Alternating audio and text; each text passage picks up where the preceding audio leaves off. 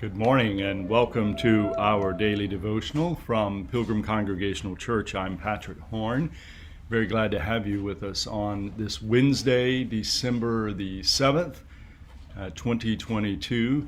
And we will continue our look at the Psalm, at the book of Psalms, and particularly Psalm 146.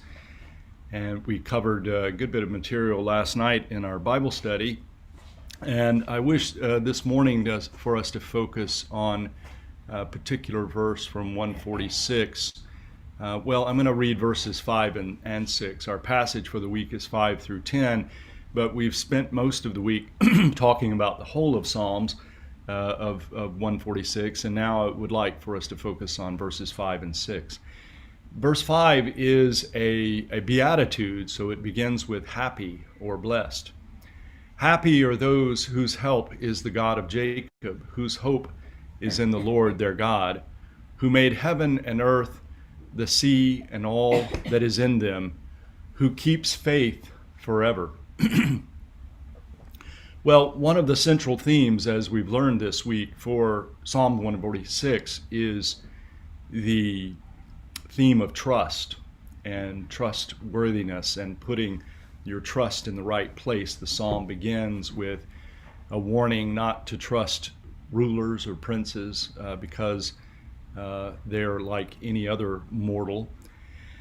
And here in verse 6, we have a statement of God's trustworthiness.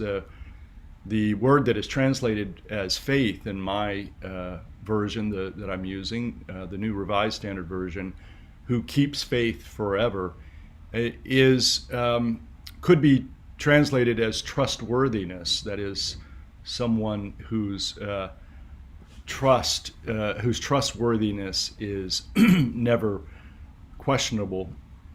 In fact, it is eternal. So there's an interesting twist here, I think, that not only does the psalm encourage us to trust God and not trust mortals, but it even indicates that trustworthiness itself is found in God. So even the source of our own trustworthiness, the source for our being able to trust God, comes from God, and God is the one to whom we look, even as we work and sometimes struggle to trust. And I do like that the NRSV uses the word faith here. I think that is very appropriate. I only wish that we had a good English word that could serve as a verb for faith here, but keeps faith is certainly sufficient.